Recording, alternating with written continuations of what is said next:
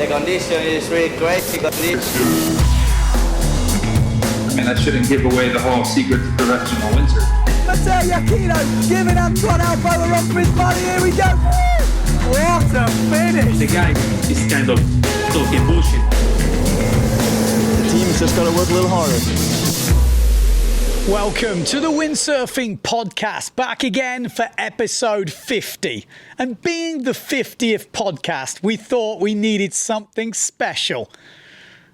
And I don't think he needs any introduction. I think I'm just going to say one word. GOAT. Greatest of all time. And it is, of course, Bjorn Dunkerbeck. Bjorn, how's it going? Right on, Maciek. Cool here. Yeah, I have to admit, I'm a little bit nervous.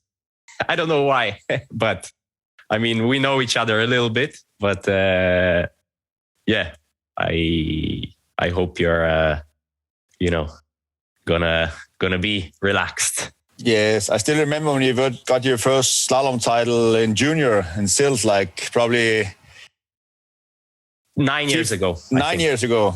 9 years ago, yeah. So you're 28 now, I guess. 29, yeah. 29. Yeah. Well, it's been a while. It's been a while. We miss you on tour, but I did 30 years, so I figure that should be enough. Yeah, I can imagine. Gotta do a few other things as well. Yeah.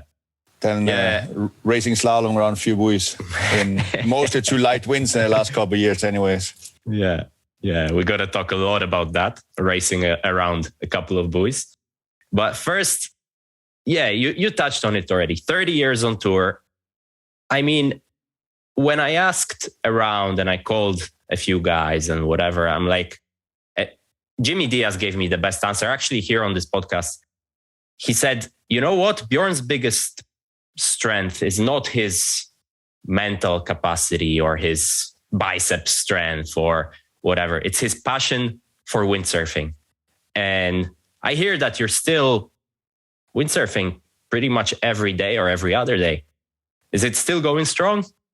Yes, I windsurf whenever I'm close to the water. Here at the Dunkerbeck Windsurf Center, I got all my stuff rigged. And go foiling, go slalom sailing, and also going a lot more wave sailing again with Liam. Especially now after my hip has been replaced 3 years ago, I'm feeling much better again. I can even bottom turn, hit the lip again. Yeah, that's the good feeling. Yeah, so you mentioned that you feel great and everything's going well. I have a question about feeling, I guess. How does it feel to be the greatest windsurfer or even maybe the greatest athlete of all time? Like, how do you feel with it, yourself inside? I feel good. Well, that's a short one. Do you sometimes feel like it's a burden that you feel responsible a little bit for the sport, for where it's going, for, you know what I mean? Well, first of all, as I said before, I really love windsurfing. So I go windsurfing mostly every day, and especially when I'm close to the ocean. And also I'm one of the few that managed to win all disciplines: wave sailing, slalom sailing, course racing, the overall 12 times in a row, even freestyle and speed sailing a couple of times. So that makes it very complete, and it never gets boring because I'm doing all these aspects of windsurfing, and that keeps me going. Yeah. But there might be one aspect of this whole thing that you don't like. You're not like the most talkative and guy. Like you get approached a lot. You're the greatest windsurfer of all time. I mean, obviously you're going to get approached. You're going to get people asking for stuff. And, and here on this show, we like to sort of debunk myths a little bit, because some people say that you're a little bit, hard to approach. But actually, Jimmy told me you're shy. You're naturally shy. I couldn't believe, actually. But when you get approached so much, you don't really look for conversation, because you got so much of it anyways. And very often it's all the same issues. So it kind of keeps you maybe a little bit distant from trying to create any kind of attention. Yeah, it comes with the territory, I guess, too, though. I mean, you got to learn how to deal with it. And I guess you did. But when you started, everybody described you this tall, blonde kid, already looking quite fit, but about to get a lot fitter. Who I never found actually like information what was the first big breakthrough, not in terms of results, but even like who discovered you? How did you even start going on tour? Were you sponsored straight away? How, because back then you couldn't just buy a board in the shop and go win a World Cup, right? So well, I guess it all came with my parents, because Ulla and Eugene, they went to Gran Canaria and opened the Windsurf Center. And they competed in 79, 80 in the Mistral and the Windsurfer Worlds. And I got to meet Peter Brockhaus, who was first the guy who brought the Windsurfer to Europe. Then he started Mistral. And after that, he started also the F2 company. And also, what many people don't know, the first World Cup ever was in 1983 on Fuerteventura, where actually my father Eugene and I competed in the course racing, but it was only win for course racing. There's still a couple of videos on YouTube. You can find them. It's not easy to find them, and they are existing. And there was like Robby Nash, Ken Winner, Jürgen Höhnscheid, and all these guys came from Hawaii to compete in the first ever World Cup on Fuerteventura. And after that, I qualified through the Spanish Championships to the European Championships in 1984. And that was in Zandvoort, was the finals of the European Tour. My father, Eugene, and I qualified. I was really lucky that the wind was onshore and difficult for slalom. And I managed to qualify second. And the top three were invited to compete in the World Cup in Scheveningen just a week afterwards, which I was really lucky again. And the conditions were really rough. So I managed to become fifth in the weight performance after, I remember, knocking out Kurt Larned and Maui Meyer from Hawaii, which obviously gave a lot of attention at that moment, because I was only 15 years old at the moment. Yeah, definitely the Gran Canaria background versus the, Hokipa perfect waves. That helped. That helped. Yeah. So the mid-'80s, you're a kid, you're taking it all in. What kind of tour was it? What kind of vibe, atmosphere? We all, our generation, everybody tells us, it was the golden days. Everything was so big. Everything was televised. Everything was huge. What do you remember as your first impression? Well, first of all, the industry sold hundreds of thousands of boards. So they had quite a bit of budget for every single team. Doesn't matter if it was F2, Tiga, Mistral. They all had between 5 and 10 people competing between the men and the women.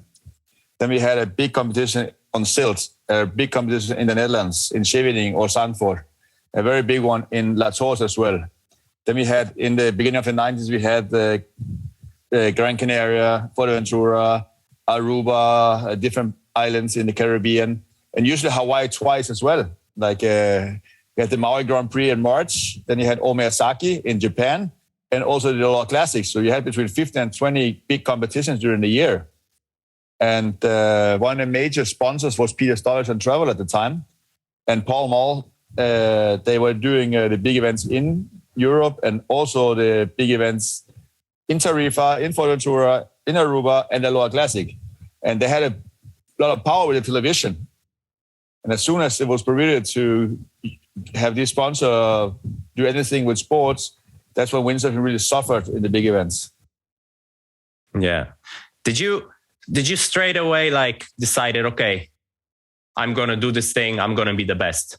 Or was it first just a fun thing and I don't know, you going back to school, you I guess, you were so good that straight away, you thought okay.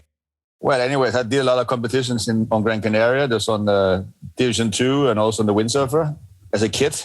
So I had a lot of experience in competition.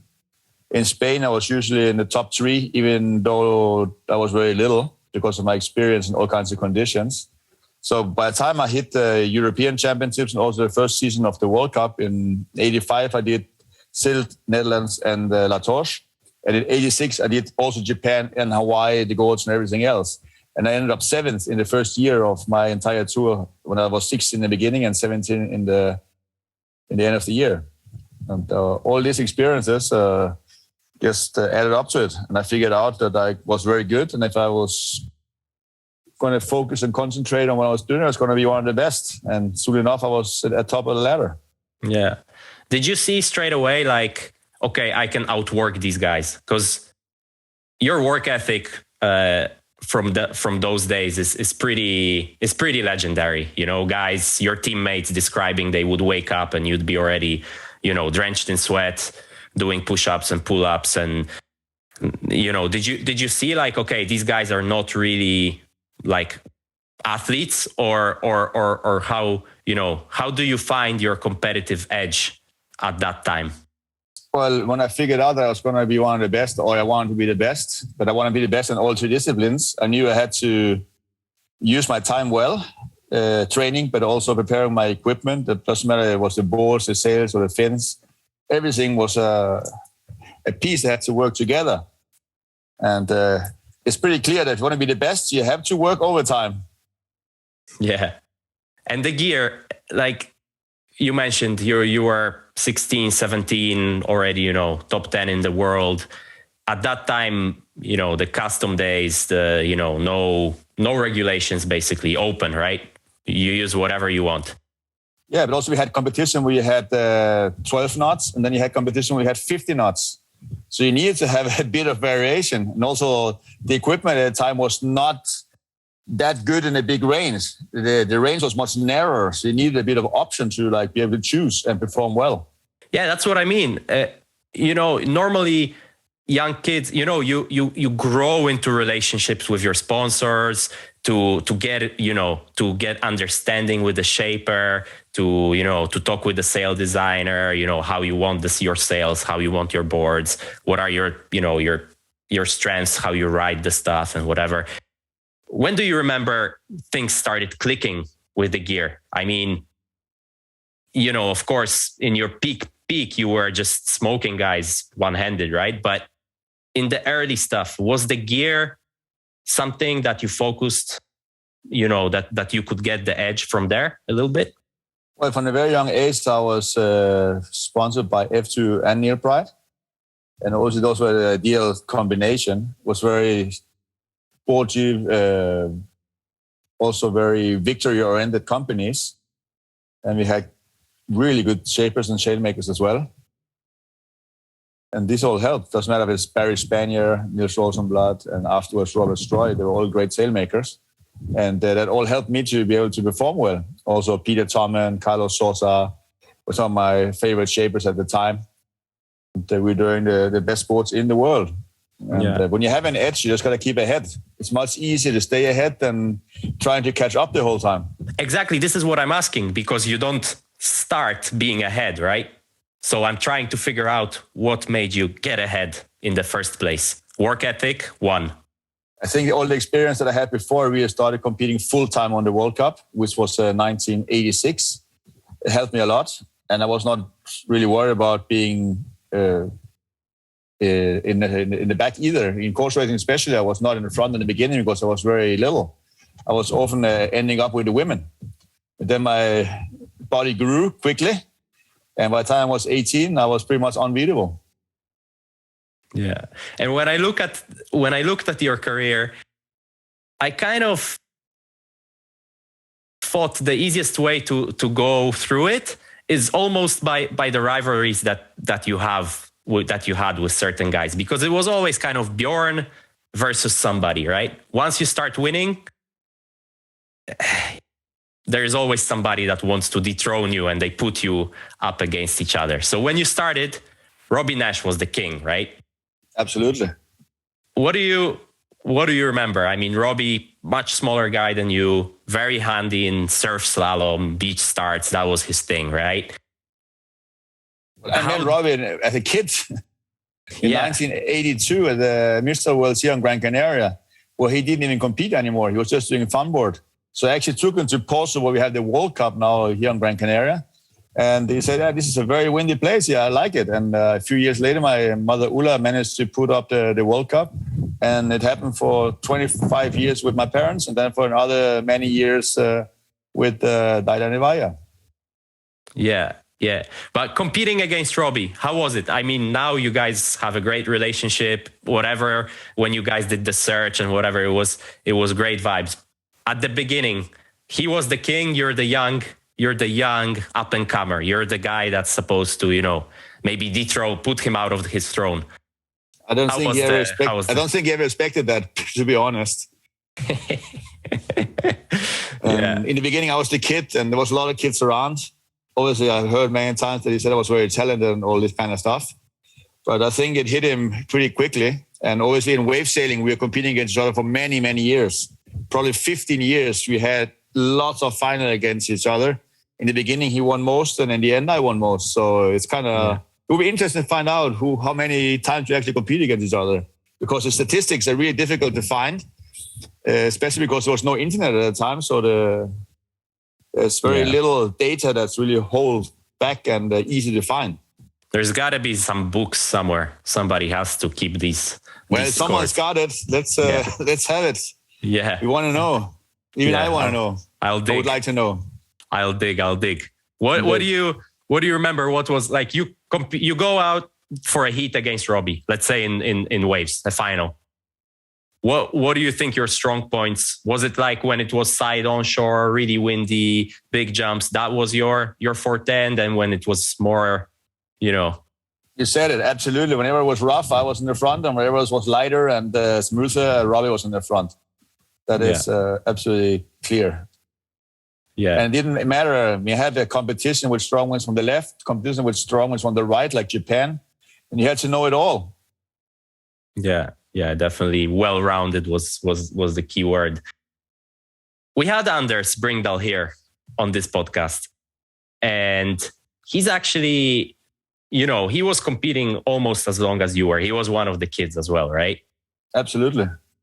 And he said right here on this show that he felt he was as fast or even faster, but he lacked some of the edge, the mental toughness, that he wanted to have fun and you were just there to do your job, that he missed the little finishing touch. Would you agree? Anders was very often second and third. And he was definitely as fast as me in many conditions. Yeah. Plus, I think I had an advantage that I could actually windsurf in front of my door in Gran Canaria with a great variation of conditions and didn't have to travel for training, which was definitely a big factor, especially in the first many years. Yeah. Did you ever feel like, okay, now I'm at a disadvantage, whether it was gear, whether you rock up to the first contest and shit, the guy has found something, some magic board, magic fin, magic sail. Okay, I need to get back into it. I think my biggest rival was the wind limit getting lowered and lowered and lowered, and me getting heavier and heavier and heavier. Yeah. And the boards were limited just to 3 boards per competitor for the entire season. And then in the end, the light guys were using also 130-liter boards for light winds with a 9.5. And there's no more room to go anywhere. Yeah. And in the end, there was 7 knots and we're competing, and it's like, what's just not possible anymore. Yeah. Which saved guys like me because I'm nowhere your size for sure. But yeah. Okay. Around 95, 96, you've won 7-8 times the overall already. You dominate the sport. What keeps you going? You could have just easily say, okay, I'm done. I'm the best of all time already anyway. What kept you? I love competition. I love preparing the equipment. I love getting better. I love improving. So that's what kept me going for sure. Yeah. Was it too easy sometimes? I saw some videos, you start 4 seconds late, and by the first reach, you're 3 boards ahead. Was it sometimes like piece of cake? Yeah, always in some kind of conditions, I was really going a lot better than most. So I didn't need to risk any over earlies. Yeah. The board speed is definitely still a big factor. But I reckon back then it was a few years where I had a big edge on a lot of the other competitors. Yeah. You got to keep in mind as well that maybe some of these heats that you saw were not the finals. It might have been a an early heat where it wasn't necessary to risk a whole lot of things and just like make sure you get through the heat and that's it. Yeah. Okay, and then all of a sudden you're thrown a totally different curveball because you don't have one guy you compete against. You have a whole team of people with Kevin and Matt kind of as their, main riders, but they kind of teamed up almost with the purpose to beat you. I know that this was the narrative used by the media. Did you feel like it's a compliment that it needed like 6 guys to actually beat you, or did you felt a little threatened? It was a hard time at the time. Yeah, it was fun too. Yeah. What did you like? Yeah, because there is all these videos. The first year, you're like, the team needs to work a little bit harder. The second year, the team needs to work a little bit harder. Did it get like,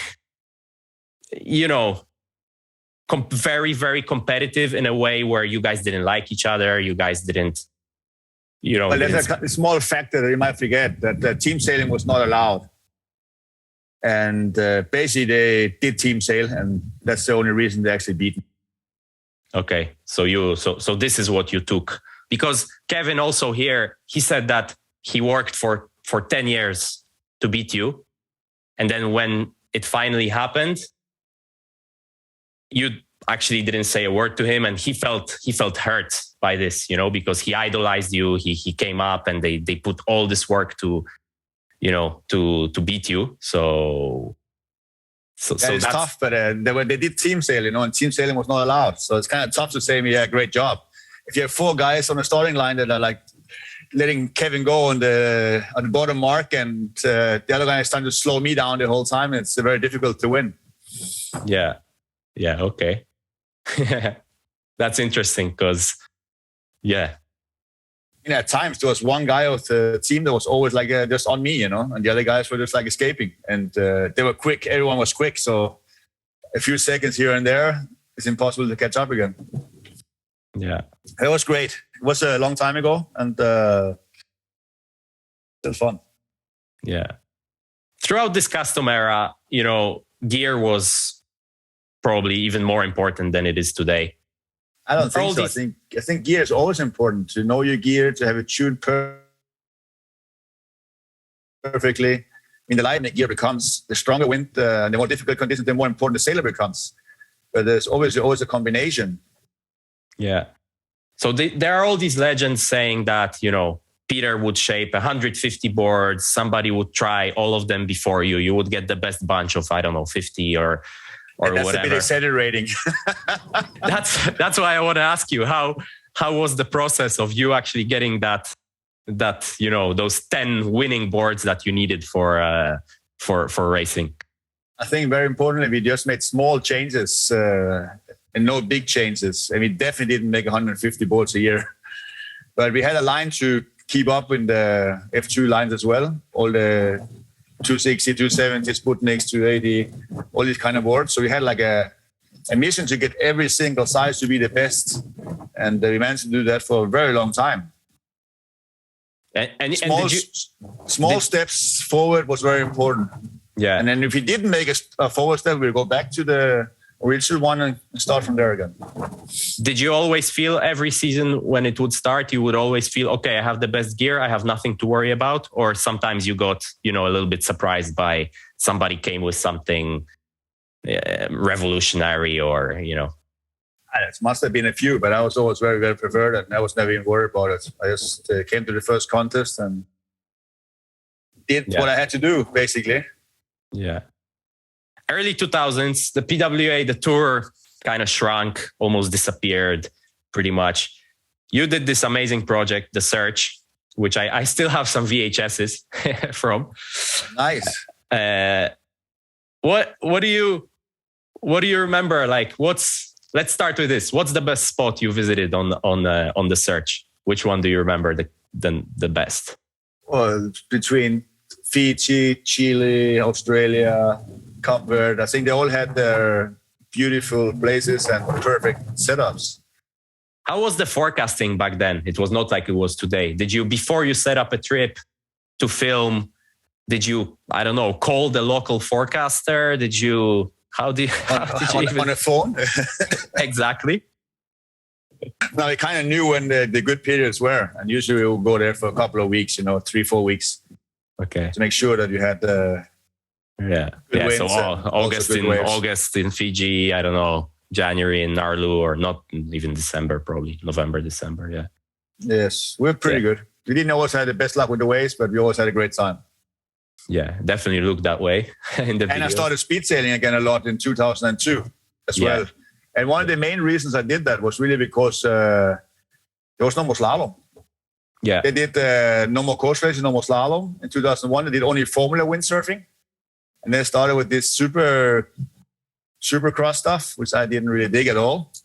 So I said, okay, I'm going to concentrate on wave sailing. And I managed to be world champion again in 2001 in wave sailing, second in 2002, and did the search strips and also the speed sailing again. And I said, okay, I'm going to focus on speed for a while. And I actually called the 50 knots in 2002.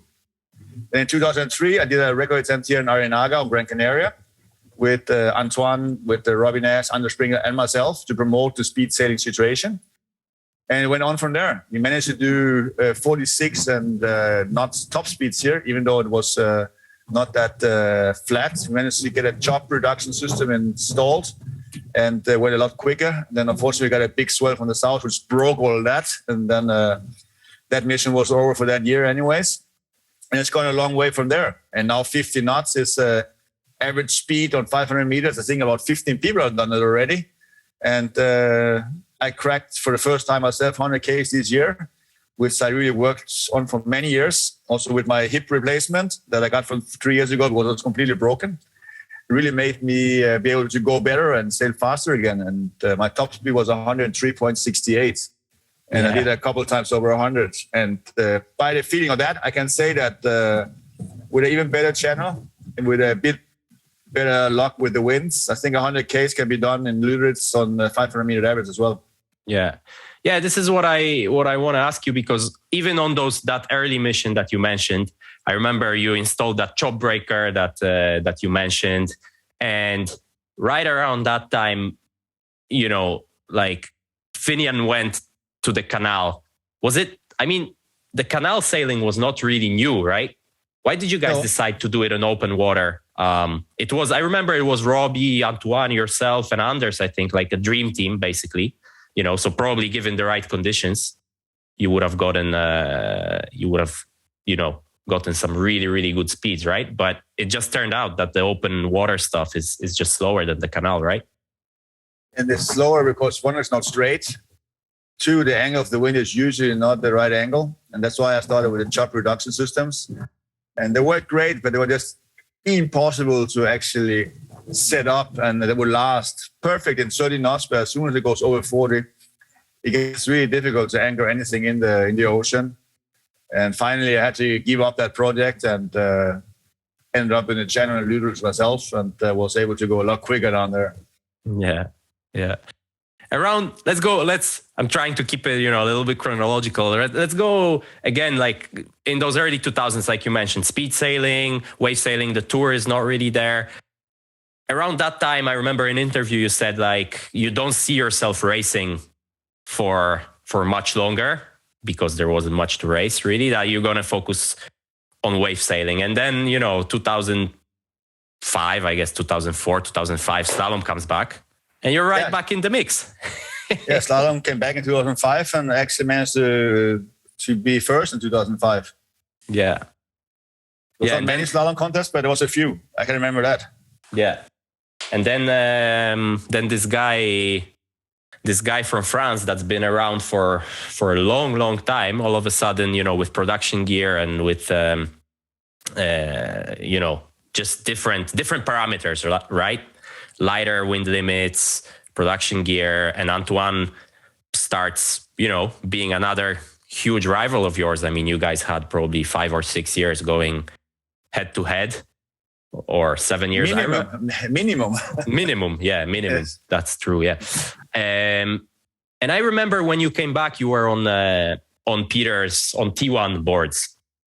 And yes, I said for a few years I was on Norse and North and T1, yeah. Yes, T1. And our problem was actually the manufacturing was too heavy.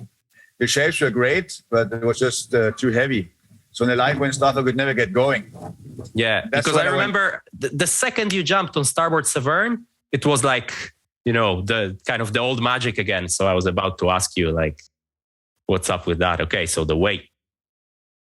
Antoine Albo, still going strong till this day. How would you compare him to all the other rivals that you had, the big ones like Anders, like Kevin, strengths and weaknesses of those guys? Do you ever analyze that?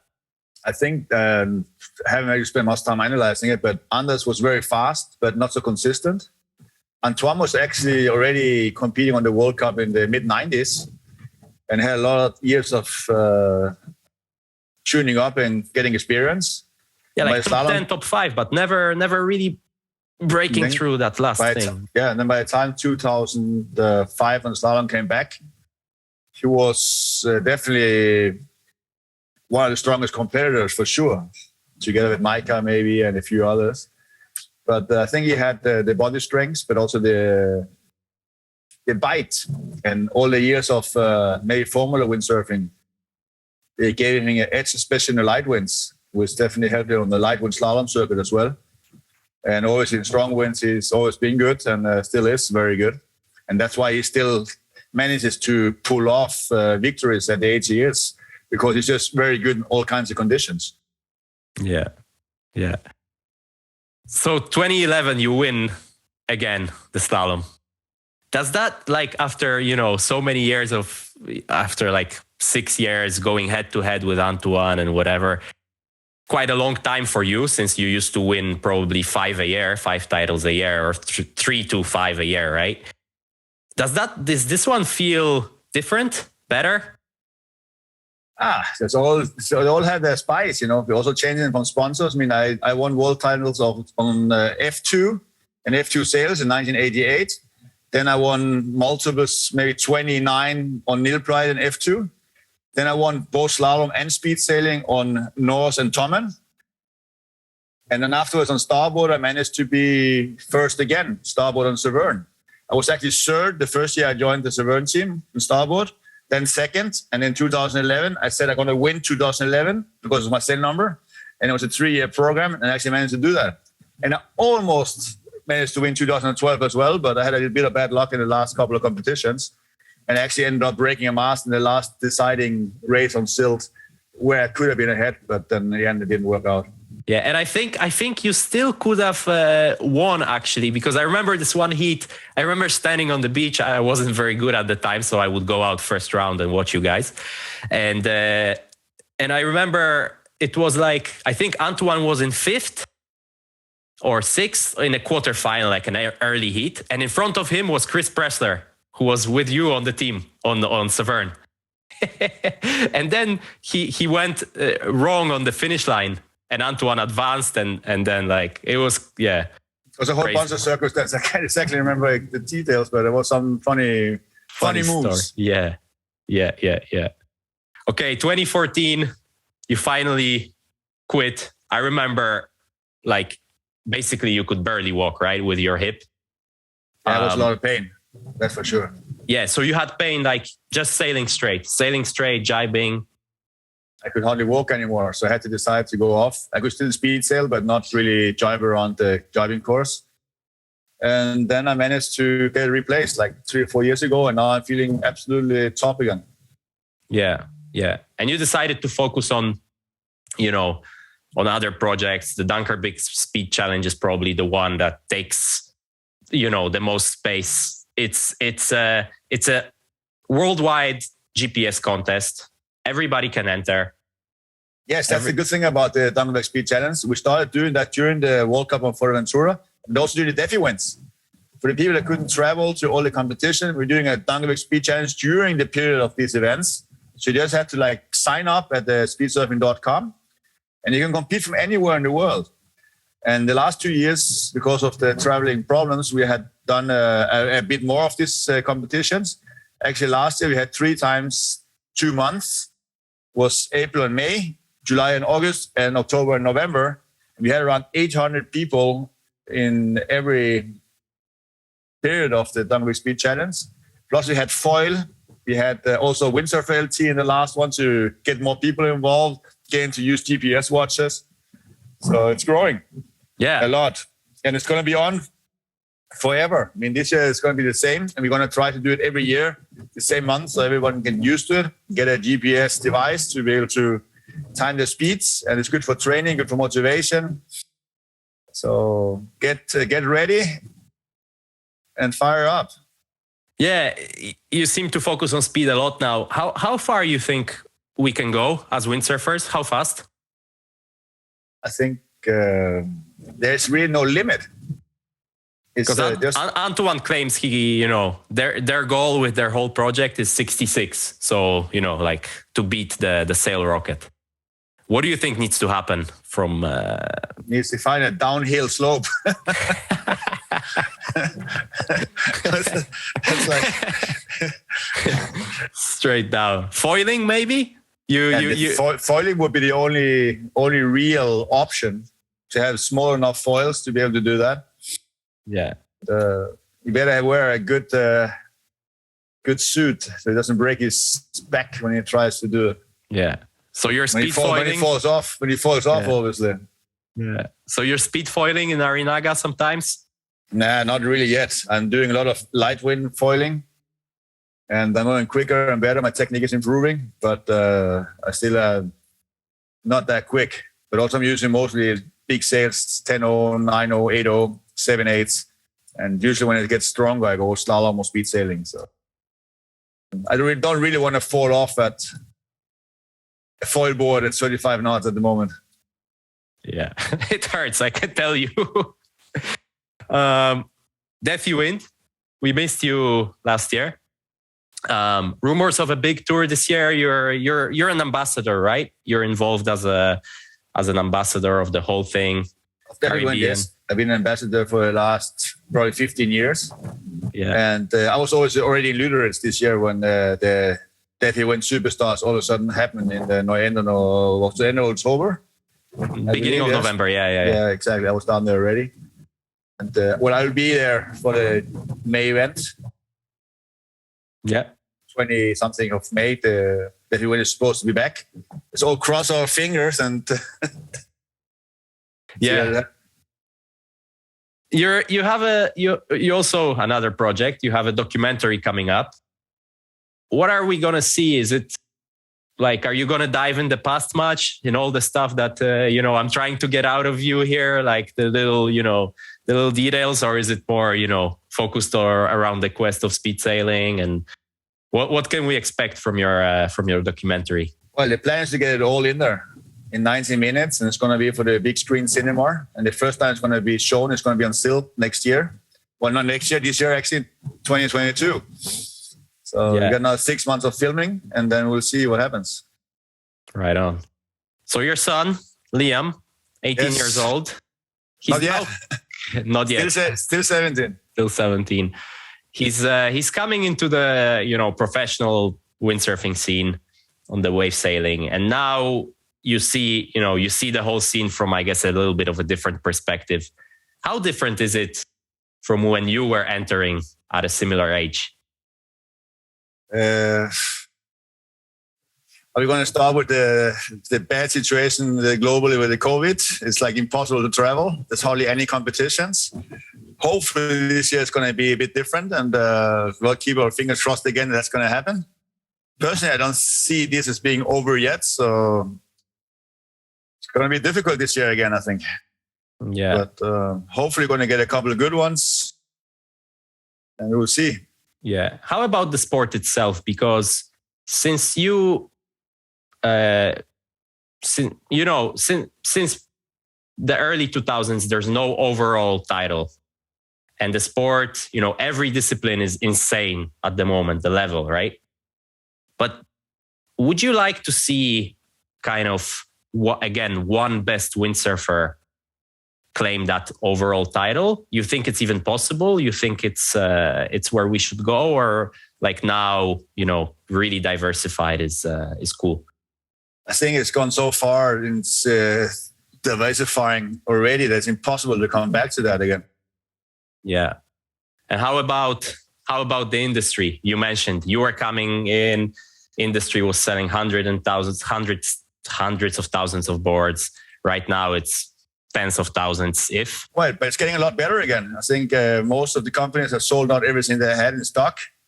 And I hear only positive things. And I can say that Dunkerbeck Windsurfing Center, both here in Gran Canaria, but also on the Pro Center on Bornea, we have a lot of customers, young and old. People are starting to learn windsurfing with family, parents, with the kids.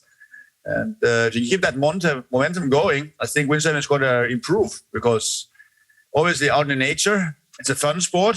And I see a lot of improvements and I think we can all keep it up for a long time now. Yeah.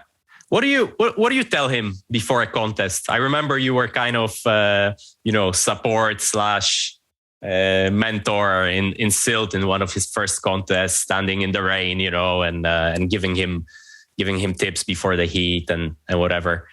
What's the thing you're stressing to him before? First of all, it's difficult conditions out there, and you got to learn it all.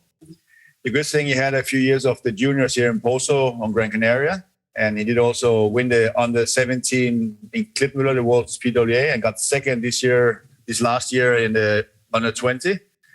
But obviously, when you compete with the pros, then everything is going to be right. And he was a bit unlucky because both times he had Ricardo Campello in the first heat, which is not really that motivating. But that's it. I told him, just go out, have a good time, learn from the conditions, and when you get a bit bigger, you will have another shot at it.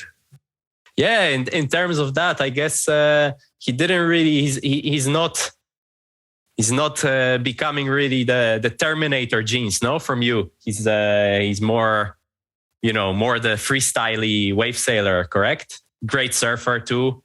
Yes, waterman. Yeah, not so interested in racing for now. He's been speed sailing ever since we started the competition of Fuerteventura. But 10 was the first speed competition he joined. But my father also joined the event. We had 3 generations, Dunkerbecks on the water. So he knows how to go fast. And he actually cracked the 80Ks of 500 meter average on Niluras this year on the channel, just weighing 68 kilos, without a weight vest. So he's definitely going quicker and he's still growing. But his main focus is definitely going to be the wave sailing. He's doing a lot of wing foiling as well. He's pretty good on that already. And when we go out practicing the windsurfing foil together, he's already beating me. So he's definitely having the genes and also the talent to do it all. Yeah. You think it's added pressure when your last name is Dunkerbeck and you're coming into the Pro Tour? I think it's over that. I mean, he's done a lot of surfing competitions here in the Canaries, was champion in his categories many times. And that's also gives him a lot of experience. Any heat, doesn't matter if it's surfing, stand-up paddling, or windsurfing. It's just an add to your experience curve. Yeah. And you're able to do it all. Then you have to go out there, focus on the conditions, and try to be a little better than the other guy. Yeah, I'm asking because I know you love Formula One. Mick Schumacher didn't use his last name till he reached Formula 2, So there is something to be said, about being, the son of a great athlete in that same sport. But let's see. You will see next time you see him. He's not that small anymore, and he is sailing pretty damn good. Yeah. Where do you think windsurfing is going in the next 10 years? Next 10 years? Well, yeah. If you all could do a big effort, and if everyone that loves windsurfing brings in at least 1 or 2 persons a year to our sport, then we can grow our sport really rapidly. Also, if you can get all the windsurfers that work in big companies to help finding sponsorship for the competitions, but also for the individual top sailors in the country, both men, women, and juniors, then a big step forward is done. Because if you have sponsorship and you have money, you can achieve a lot. And that's one thing that windsurfing has been lacking a lot in the last couple of years. Yeah. And in terms of gear, and you think foil will dominate the equation, or or you think, I'm wondering what. That's not important who's going to dominate what. I think more importantly, it needs to have a circuit going up and going again. So they just have one competition a year. You need to have at least 10 or 15 competitions a year to have a real world tour. So what you need there is support from all the windsurfers in big companies. So they help finding sponsorship for the events, but also for the competitors to be able to travel easily and focus on competing. I think that's the main thing. If the gear is going to get a little bit better or the sail is going to get a little bit faster, it's so fast already. What we need is to have more competitions. Yeah, I agree. And teach. Every one of us needs to teach like 2 people to windsurf, and then the sport is double the size. If you have 1 million windsurfers and we all teach 2 windsurfers a year, then we have 3 million next year. Yeah. Agreed, 100%. Bjorn, we always end with a little quick-fire questions. So let's go through that quickly, and I let you go. What's your guilty pleasure? Your guilty pleasure, like, chocolate or something. T-bone steak and a red wine with it. That's not a bad one. Your top 5 windsurfers of all time. Well, that's a good one. It would definitely be Robby, also Kevin Pritchard, maybe Matt Pritchard, Antoine, Anders Ringdahl, Robert Terminator, Jason Polakov. At the new days, probably also Kyle Lenny. There's Philip Koster in the waves, but he's also pretty good on the slalom board. He does not believe it. So I had to be more than 5 because 5 is not really enough. Also, Thomas Traversa has been doing a lot of great things in wave stay in the last couple of years. And we had a thought about it. I'm sure there's going to be a few more out there that deserve to be named. That's a few of them anyways. Yeah. Most underrated windsurfer of all time. Most underrated windsurfer of all time. I hadn't even thought about it. You know what I mean? But somebody that sometimes you have this idea, like you competed against someone, he was fucking good and nobody knows who he even is, You have one guy like that? I'm sorry, I didn't even see the guy then. Too fast. One spot you'd have to sail every day for the rest of your life. I'm pretty happy here in Gran Canaria because there's a great variation of conditions. You have 330 days of wind a year. I was just looking over the fence and it's already blowing 15 to 20 knots right now. And it's dry most of the year. It's Europe, it's safe. And you can travel directly to most any place in Europe every single day of the week. Makes it very easy. And I'm sitting here in t-shirt and shorts and it's 11th of January right now, Yeah. What's your worst excess baggage bill or your worst check-in story? Let's say your worst check-in story. I had so many bad ones, but also so many good ones. I remember checking my sister, Britt, and myself to Hawaii after all the big contests in Europe, like after Silt, Holland, and La Torche for Loyal Classic. And I think it must have been 20 pieces of double and triple board bags and all kinds of stuff. And that was thanks to American Airlines at the time, that really helped all of us windsurfers a lot. And that's probably why we all have the 1 million mile cards. They're still going. I heard. So thanks to all the airlines that have helped windsurfers over the years. And also Turkish Airlines has been really good in the last couple of years. Without those, it would be even more difficult to travel. So appreciate a good check-in always. Definitely do. But I heard you left Vidar Jensen one time with all your stuff. One guy had to stay behind and it was him. That true? Yeah, that's true. Actually, that was $30 Frankfurt airport, and we're going to Hawaii. Poor Vidar went to bring back the rental, and the guy from American Airlines told us, either you go now or you're not going to make it. Don't worry, I'm going to rebook your friend and he'll come tomorrow. So he kind of left the whole mountain of equipment there. So it's already pre-organized, but he didn't know anything about it until he got back from bringing back the rental car. So he did it and we all laugh about it these days. Yeah. We actually laughed about it the day after already. You listen to podcasts sometimes? I'm not a big watcher. No, but you can listen to them on Spotify and stuff. Because the last question I always ask is, who out of anybody in windsurfing would you like to hear on a show like this? Who would interest you? It's a tough one. And as I don't really watch any podcasts myself. I'm more out on the water. Yeah. But I like to motivate windsurfers that can't be windsurfing right now. So just look forward to it when it gets warmer, get back on the water. I believe any positive person that's involved in windsurfing at the moment could be a positive one. You probably know that better than me. Yeah, I probably won't be watching it, but you are on top of the list of many guys. So thank you very much. Yeah, I'm gonna let you go because ever since this palm behind you started moving, you started getting itchy. Nervous, huh? Yeah. Yeah, because when it started, it was like 6 or 7 knots, and now it's already like 18. Yeah, so good to see, man. 52 years old, itchy to get out on the water like a kid. See you around, Bjorn. Thanks so much for doing this. Appreciate your time. Have a good one today. I guess slalom sailing, huh? Yes. Maybe slalom sailing. Cheers, man. Really appreciate it. And there we go, the 50th edition of the podcast. Bjorn Dunkerbeck.